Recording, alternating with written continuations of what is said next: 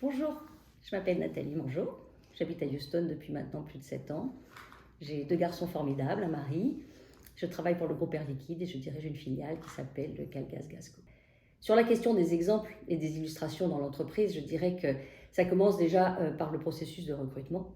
Donc avec effectivement un certain nombre de critères qui sont suivis, qui sont importants. C'est le pourcentage aussi d'accès des femmes dans les postes de management.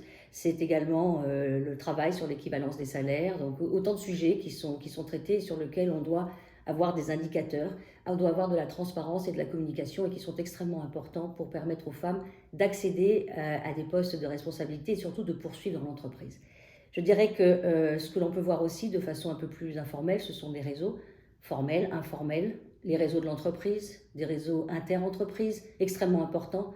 Je dirais que c'est une matière dans laquelle les hommes ont beaucoup excellé. Il est important que les femmes également utilisent ces réseaux pour avancer dans leur carrière, partager avec leurs pairs.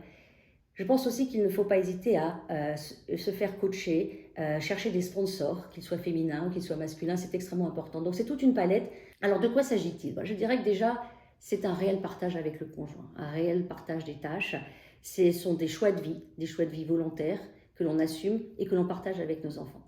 À titre d'exemple, j'ai été extrêmement souvent en voyage et je dois dire que parfois, a posteriori, je me demande d'ailleurs comment tout ça fonctionnait.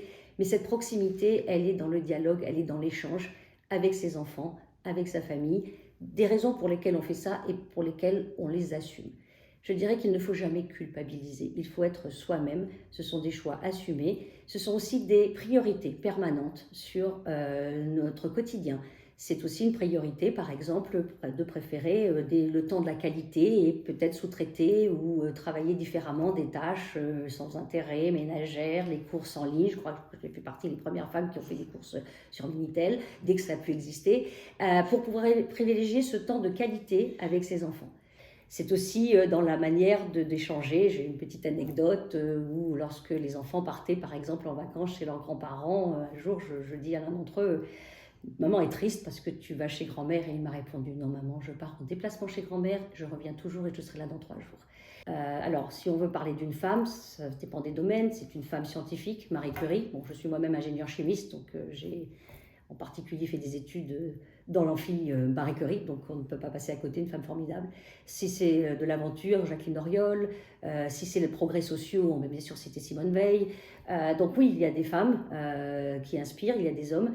Mais ce que je pense surtout, c'est que c'est très important d'avoir ce qu'on appelle plus généralement des rôles modèles. Ce sont des personnes auxquelles on a envie de s'associer, ce sont des standards sur lesquels on a envie d'évoluer, ce sont des modèles. Être soi-même, respecter son projet personnel avant tout. Accéder à l'éducation comme un socle de la vie future. Être capable d'assurer une indépendance financière comme support à sa liberté. Et je dirais plus généralement oser, avancer, ne pas avoir peur de l'échec. On apprend beaucoup de l'échec. On parle souvent du syndrome de l'imposteur. Trop de femmes n'osent pas accéder à certaines responsabilités par peur de manque de compétences. On apprend, en avançant, on apprend de l'échec.